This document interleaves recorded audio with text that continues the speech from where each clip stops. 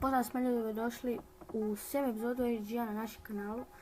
Kao što danas smo igrali Minecraft Survival Games na 1.9 verziji, ti ga na CubeCraftu.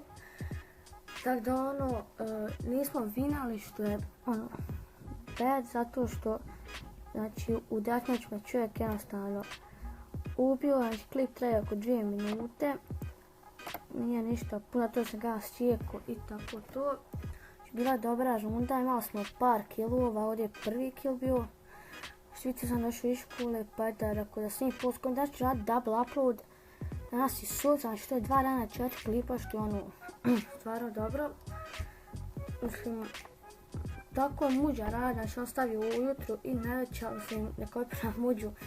Tako da, evo te, znači se molim vas ovo komentari, muđa, pireš muđu, ovo što ne kopiram stvarno. Isto ovo mi je bio najzanimljiviji dio, ovdje mi je pukla sjekira što je loše, ali opet sam ubio likove, znači na početku kao što ste vidjeli malo mi je lagalo, ali on je bio preko 60, 70, 80, negdje išao i do 100, tako da super. Ovdje sam se malo bio zbunio pošto puno itema i sve to, nisam znao, ne znam koliko smo 2 killa smo napravili. I ovaj kill ovdje sam jedva ovog lika ubio, ako ćete iskreno. Pošto bio je tu i Creeper i Sony Mosh X, koji je ovo? Nisam je koji X.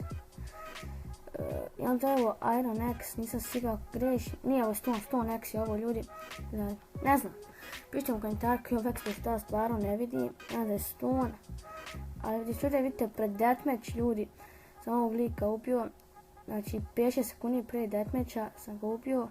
Tako da znači ovdje mi je bio neki jezik retardirani, slučajno sam promijenio i bilo mi je mrško vraća, tako da vidite ova lik je imao tamo čespo se znao igrat bolje od mene iskreno.